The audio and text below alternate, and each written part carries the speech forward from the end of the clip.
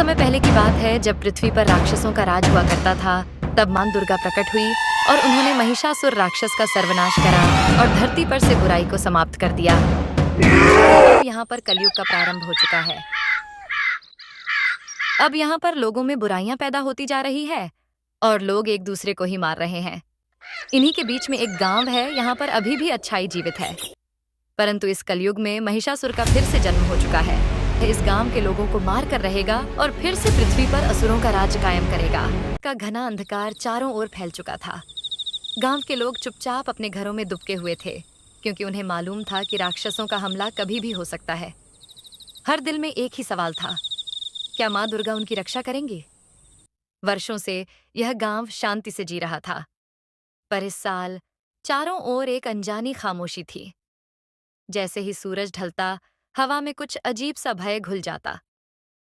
तभी अचानक एक दिन गांव के एक वृद्ध ब्राह्मण काका ने गांव वालों को इकट्ठा कर आवाज लगाई, आज रात कोई भी अपने घर से बाहर न निकले।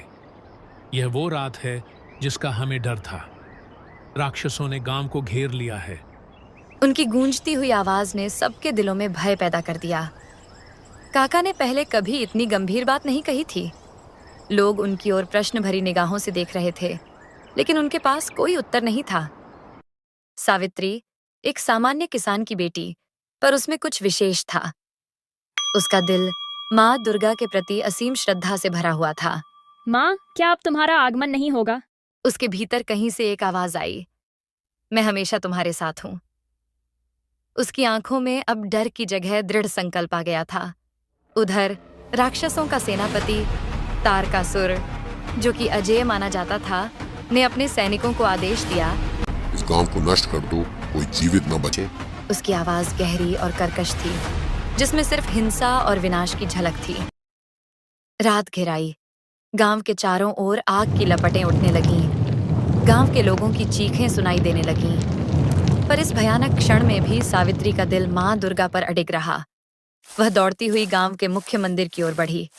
उसका हर कदम, हर सांस एक नए साहस को जन्म दे रहा था। तभी काका, जो हमेशा शांत रहने वाले इंसान थे, सावित्री के पीछे पीछे आ गए।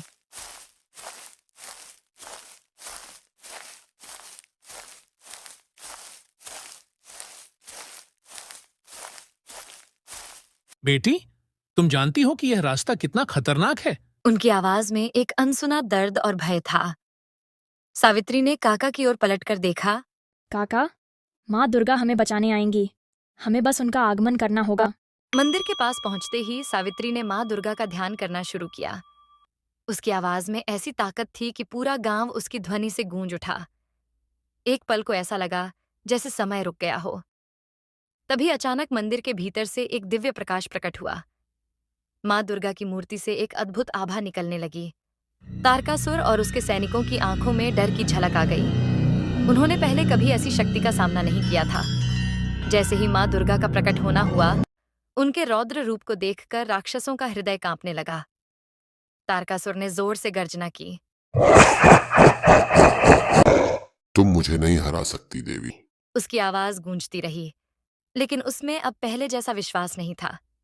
माँ दुर्गा ने उसे देखकर कहा, अधर्म और अहंकार का अंत निश्चित है तारकासुर। यह युग कलयुग का युग है। यहाँ असुरों पर विजय प्राप्त करना इतना आसान नहीं होगा देवी।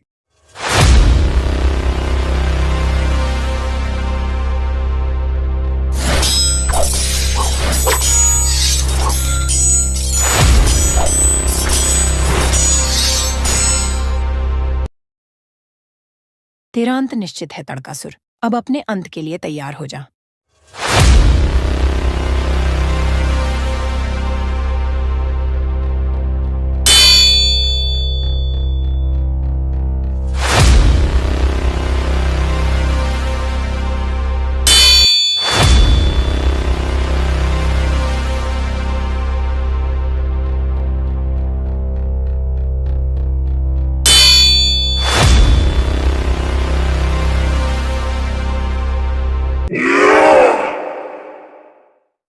गांव वालों ने जैसे ही यह दृश्य देखा, उन्होंने माँ दुर्गा के चरणों में गिरकर धन्यवाद दिया। दुर्गा ने सबको आशीर्वाद दिया और कहा, जब भी धर्म पर संकट आएगा मैं आऊंगी। अंत। सावित्री ने माँ दुर्गा की ओर देखा और मुस्कुराई। कहा, तुम्हारी आस्था ने आज पूरे गांव को बचा लिया बेटी। गांव में एक बार फिर शांति लौट आई, लेकिन अब लोग जान चुके थे कि जब तक आस्था और विश्वास है, कोई भी संकट उन्हें झुका नहीं सकता।